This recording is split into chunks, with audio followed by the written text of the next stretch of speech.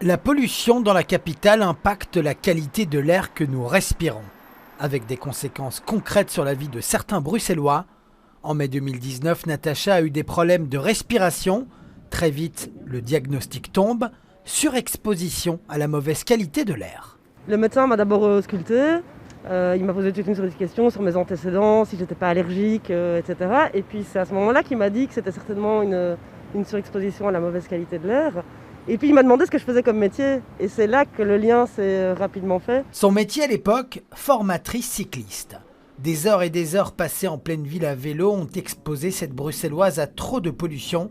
Elle a décidé de changer de métier. J'ai été surprise quand le médecin m'a diagnostiqué des problèmes de santé suite à la qualité de l'air. C'est assez méconnu en fait, donc c'est interpellant le fait qu'on ne soit pas suffisamment informé par rapport à ça. Ça me choque de me dire qu'une personne peut être amenée à changer de travail à cause de sa surexposition à la pollution de l'air. Ça veut dire l'ampleur du problème auquel on doit faire face. L'association Les Chercheurs d'Air est à l'origine de ces 130 boîtiers qui mesurent l'air dans la capitale.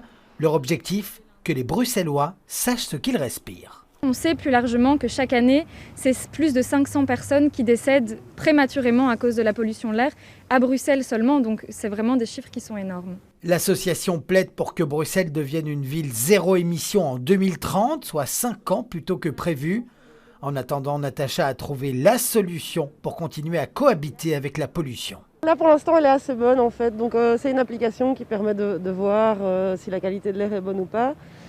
Si jamais elle est mauvaise, en fait, je reçois une alerte et donc j'essaye d'éviter de faire du sport. Natacha est optimiste quant à l'avenir. Malgré les pics de pollution que connaît la capitale, elle n'a pas l'intention de changer d'air.